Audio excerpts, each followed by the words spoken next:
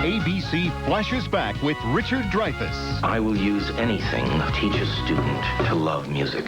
Of all the lives he's changed, the one that's changed the most was his own. The network television premiere, Mr. Holland's Opus, Sunday at 7, 6 Central on ABC's Flashback Weekend. They say we're young, we don't know. Won't I want to be a star. Well, I don't know. Well, that's true. I got an idea for a TV show. I knew this was going to happen.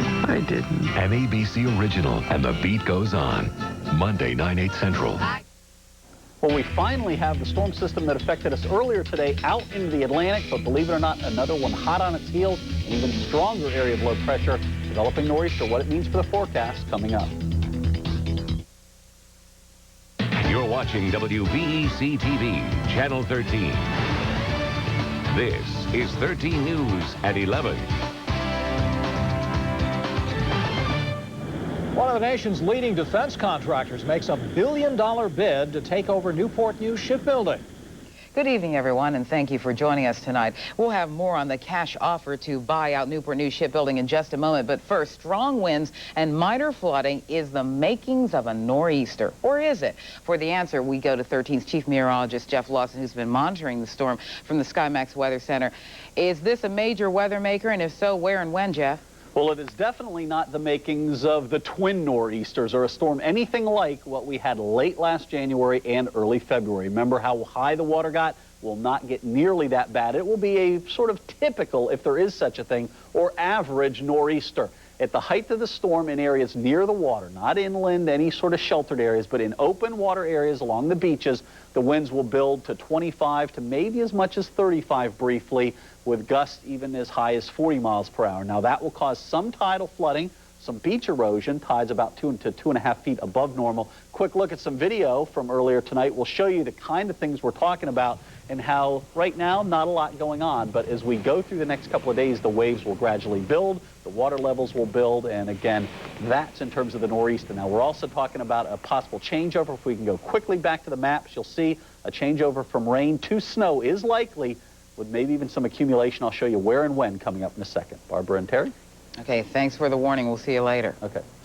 Now, on to the news. What lies ahead for Newport News Shipbuilding? Tonight, it is anyone's guess. Defense contractor General Dynamics made an unsolicited $1.36 billion cash offer for the company today. But as 13's Rebecca Schramm first told us on Pilot 13 News at 10, the offer could throw a wrench in the shipyard's planned merger. Just when Newport News Shipbuilding was getting ready to merge with New Orleans-based Avondale Industries, out of the blue, it gets an even better offer. This one from defense contractor General Dynamics. Virginian pilot reporter Chris Dinsmore. Well, General Dynamics has made an unsolicited offer to buy Newport News Shipbuilding.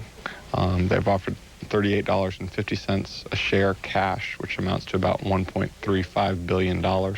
Newport News Shipbuilding's chief executive officer, Bill Frick, says the proposal, quote, requires a careful assessment of the antitrust risk and reliable assurance that it is unlikely to be a problem. There's also some major antitrust concerns involved here because General Dynamics would be, in essence, consolidating all of the Navy's submarine construction and nuclear-powered vessel construction under one company by acquiring Newport News Shipbuilding. But if General Dynamics does take over Newport News Shipbuilding, there's a major problem for workers here in Hampton Roads. There could be a risk for a massive loss of jobs at Newport News Shipbuilding. General Dynamics has the capacity to build all the subs the Navy could possibly need at its facility in Groton, Connecticut. Which means Newport News Shipbuilding would no longer need